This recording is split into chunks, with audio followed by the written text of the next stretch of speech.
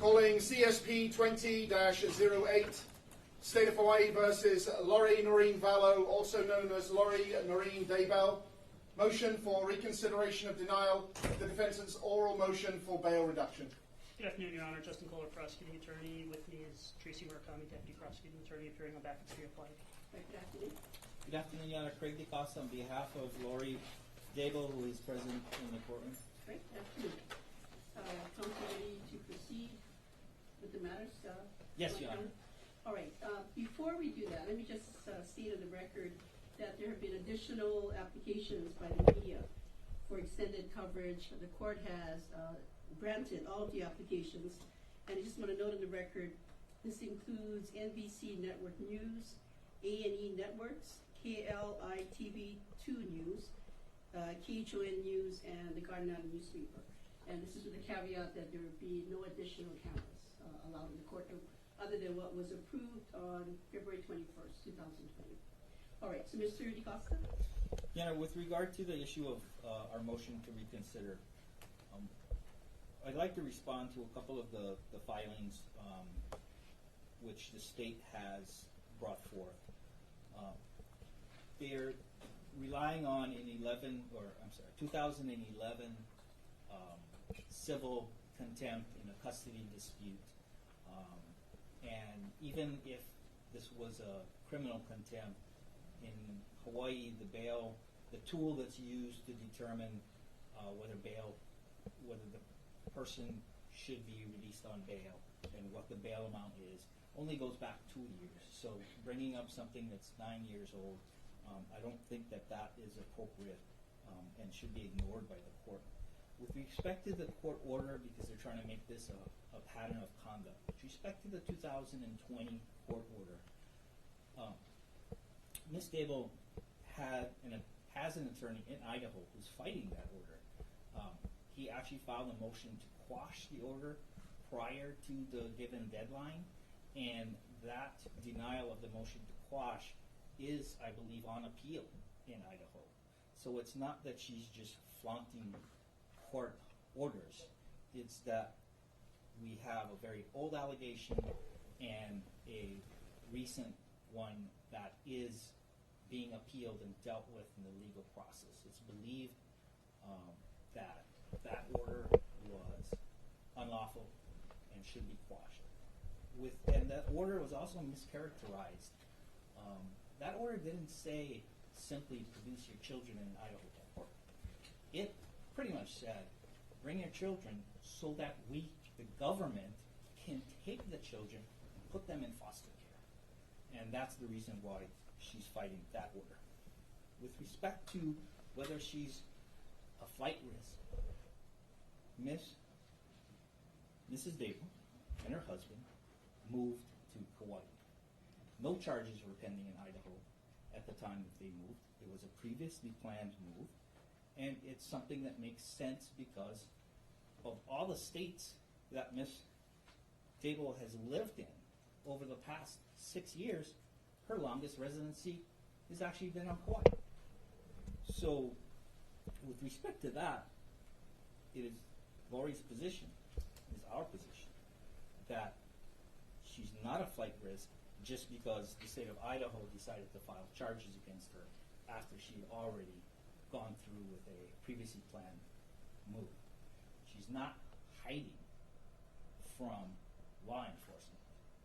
She's been under surveillance by law enforcement for weeks prior to her arrest. She didn't try to leave the state of Hawaii. She hired an attorney here, myself, who communicated with the police and said, if you get a warrant, let me know. I'll surrender her.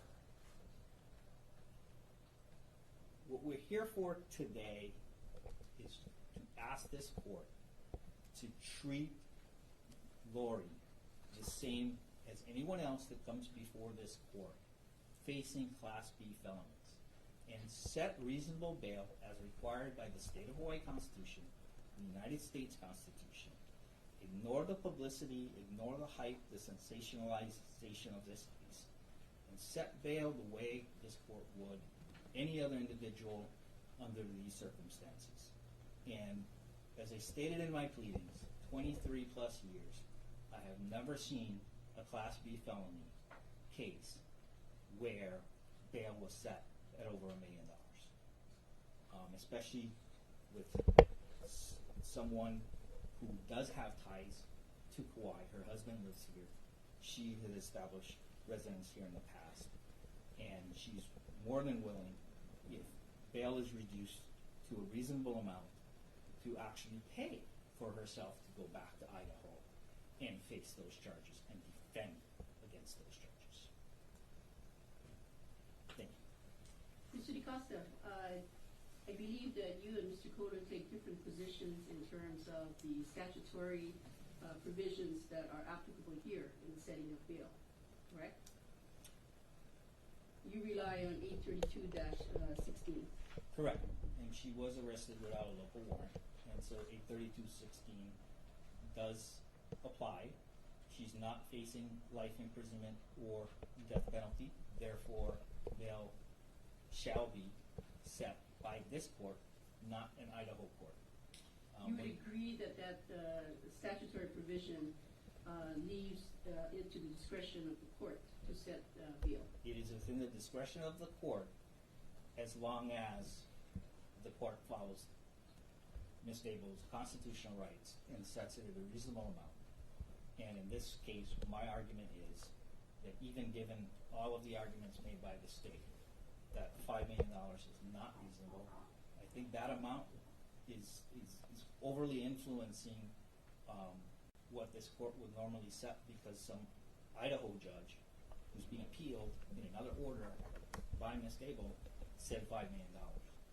But if this court were to have taken a look at this case with fresh eyes, I do not believe that this court, knowing this court's history, would have set it at over $1 million. And that's the basis of your position in basically alleging or intimating that the court erred in confirming bail at $5 million. Yeah, I don't think there was bail to be confirmed at that point. I believe that 832.16 says, shall bring the person in front of the court for the setting of bail if they're arrested without a local warrant. They didn't bother to get a Hawaii warrant, despite the fact that she was under surveillance, despite the fact that apparently the documents was here on island with an Idaho detective. And they didn't bother to ask for a local warrant, so we have to go by 832.16. And you dispute the position taken by Mr. Kohler that your client is a flight risk. I do not believe she's a flight risk. I do dispute that. And, you know, as I stated in my pleadings, bail is meant to secure the attendance of the charged person, and Ms. Daybell has done, ever since meeting with me in late January, has done everything correctly as far as being available to turn herself in if that's what was requested. And I think that's all the questions I have at this time. Mr. Kohler? Judge, nothing has changed about this case since we last addressed bail several days ago, other than that we learned of her past history of defying court orders regarding the custody for children, not just in 2009 and 2011, but also what was telling in those reports is Joseph Ryan's statements that she has a history of disappearing when the child's custody is at issue. So You're referring back to the 2011. I'm talking about the 2009 and 2011 reports, in which she was civilly found in contempt and charged with judicial interference. So that certainly, in the state's view, is even more reason to, our position was always that she should be remanded without bail, but in the alternative, the $5 million was appropriate at the time and remains appropriate today. Now, Mr. DaCosta and I agree that we haven't seen a case like this before. In my 15 years, I haven't, and Ms. Murakami's 25 years, I'm sure she hasn't either. So this case is extraordinary, especially given the fact that the very same day investigators went to her house in Rexburg, she dug out for Hawaii, or she dug out at least for another state and then ended up in Hawaii. And yes, the move may have been pre-planned, but it certainly raises eyebrows with the state that the move appears to have been planned before her husband passed away. So the state considers that as well. So our position remains that Ms. Daybell is certainly a flight risk. She has resided in numerous states in recent years, has had identification from numerous states in recent years, and is in open defiance of court orders, not only from Idaho, but has a history of digging out when the chips are down, Your Honor. So the state rests on that unless Your Honor has specific I inquiries. have a question on the basis of bail, and you cite to Section 804-3 of the Hawaii Revised Statutes, which is not the same basis relied upon by the defense. Well, the state understands that Section 832-16 does give Your Honor the discretion to set the bail. We do not see any disharmony or dissonance between 804.3 and 832.16. Your Honor can look at 832.16 and say, I have the discretion to set bail, and I also have the discretion under 804.3, because that's what we look at in setting bail, that we can remand her without bail entirely. So those sections are not dissonant to us. But at this time, at this bail hearing, you're asking the court to keep it at $5 million. We are certainly opposing the defense's request and asking that you keep bail at $5 million. Yes, we think that's appropriate. Mr. DiCosta, anything further as we move on? Yes, Your Honor, with regard to the 9-year-old civil contempt, she was, I believe, she went to trial on whether she would be found guilty on criminal contempt. Was not convicted. Nothing I've seen in any of the papers sent over to me by the state or filed in this case shows that she has any prior record whatsoever. And so I just want to reiterate that I think she should be treated the same as anyone who comes before this court with no prior record. Even people charged with bail jumping or escape gets a $100,000, $200,000 bail, but not $1 million or $5 million bail. Okay, thank you. All right, counsel, based on your respective pleadings with the court, including these supplemental memos that were received, your arguments in court this afternoon, the circumstances of this particular case, this court is confirming bail at $5 million. Just want to state on the record, at the prior hearing, the court confirmed bail at $5 million, and let me just state that the plain meaning of confirm means firmly establishes. So I am firmly establishing and confirming what I previously said at the hearing, last hearing. So bail is confirmed at $5 million. I would like an order to that effect, Mr. Cohen. Yes, Your Honor. And as soon as you submit it, the court will execute the same. Thank you. Anything further? Yes, Your Honor. Yes. At this time, we would, Ms. Daybell has executed a waiver of extradition.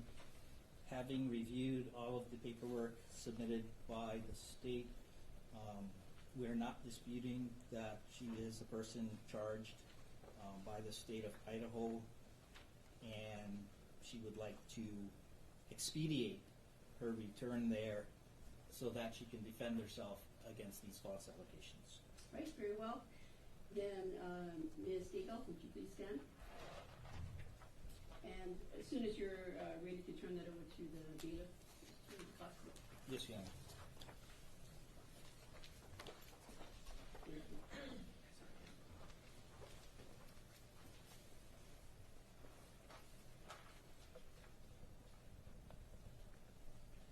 Counsel, would you approach? Yes, Your Honor.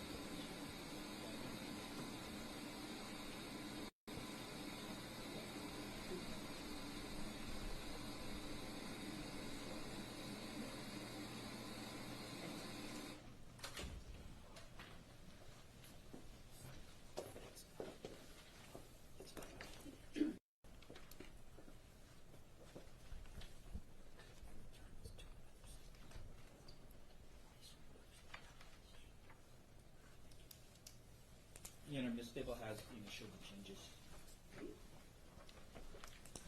Thank you. All right, Ms. Daybell, I need to ask you questions on the record. I'd like for you to answer out loud and into the microphone that's in the middle of the table.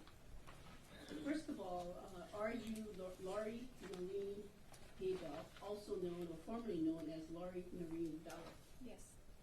And how old are you? 46, And in what year were you born?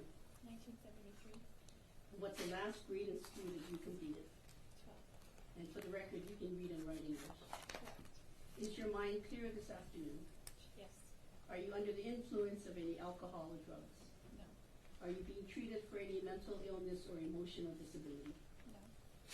Now, the court has received from your attorney a document entitled Waiver of Extradition. Can you confirm that this is your signature on page 2 of the document? Yes.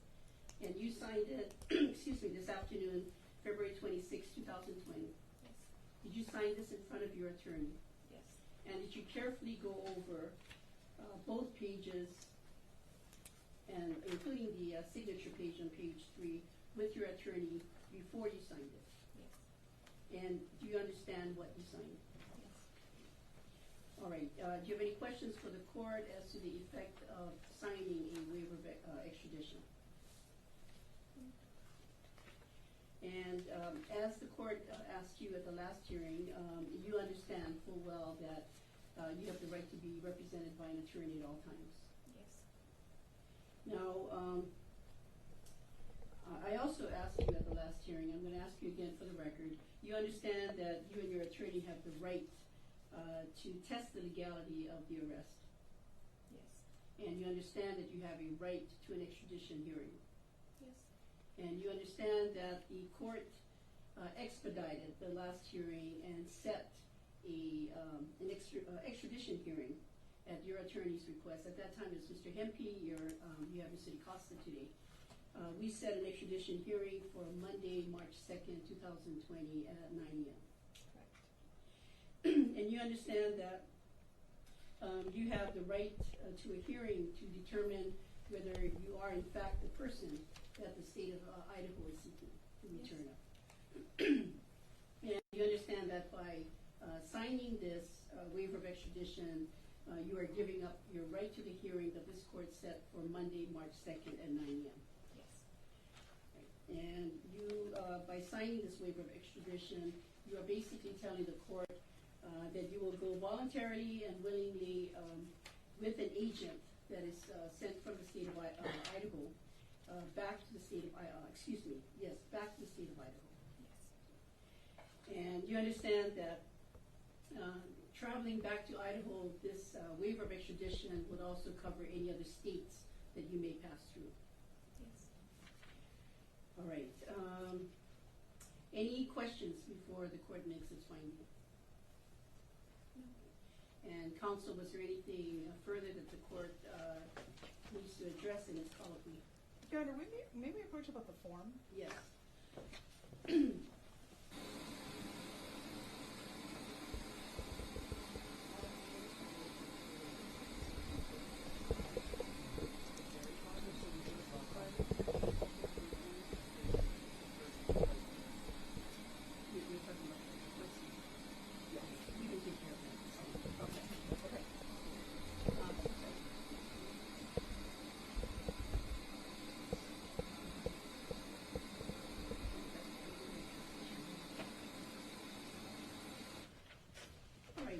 Ms. Vallow, there were some handwritten changes that were made to page 2 of the waiver of extradition. Can you confirm that those are your initials that were made to the changes? Yes. And do you understand the changes? Yes. All right, so referring you to the language in the waiver of extradition, it says in the second paragraph that you've been fully informed of the charges against you that were brought by the state of Idaho. And this court did, on the record of the last hearing, go over those charges with you. Do you wish for the court to identify those charges again? And do you understand let's see, that by signing this document, this is a voluntary, knowing, and intelligent waiver of your rights to the issuance and service of a governor's warrant, Yes. as well as any formal hearing. Yes. Right. And you understand that by signing this document, this is without reference to your guilt or innocence regarding the merits of your case, that is with the state of Idaho. All right. The court is satisfied in its colloquy with Ms. I've been referring to as Ms. Vallow, Ms. Daybell, also known as Ms. Vallow, that she is intelligently, voluntarily, and knowingly executing this waiver of extradition. The court is satisfied that with the services of her attorney, she understands the consequences of doing so. And given that the court is instructing the prosecutor, Mr. Kohler, to make contact with the state of Idaho and to request that they send their agents as soon as possible Yes, Your Honor. to pick up Yes. Ms. Daybell. And counsel, what I would like to do is set a hearing. I'm going to propose in 2 weeks, but we can do it sooner, for status, to make sure that the transport has occurred. Judge, I think 2 weeks is appropriate. I know Idaho, I've been in touch with them even as soon as I learned there might be a possibility of her waiving today. I think they weren't planning to come and get her before the hearing next week, so we're still working with them on the logistics. I think 2 weeks is appropriate. It can always be moved up sooner if something needs to be addressed. Okay, Mr. Picosta, any objection? I would ask for sometime next week. You want it next week? Yeah, just to see how soon. Any objection to that, Mr. Kohler? No. We're going to set it then for a week from today, and this is for status. So March 4th, 2020 at 9 o'clock. Anything further, counsel? So we will be vacating the March 2nd court. That is correct. The hearing set for Monday, March 2nd at 9 o'clock will be vacated. And to address Mr. DaCosta's motion, it'll be either withdrawn or denied as moot, or You mean the request for the hearing? the motion for recon. Well, I think she just denied it. Oh, it's denied, okay. That's correct. I Signature mean, on order. we've gone through the bail hearing Okay. prior to the waiver. And because now that she's waived, she cannot post bail at all, not even the $5 million. She's held pending the pickup, just under the statute. Correct? Well, $5 million was the equivalent of Right. no bail. So Okay. she's now Idaho has authority over her. That is correct. That is correct. Okay. Anything further? No. Okay, then, there being nothing further, court is adjourned. Thank you. All rise.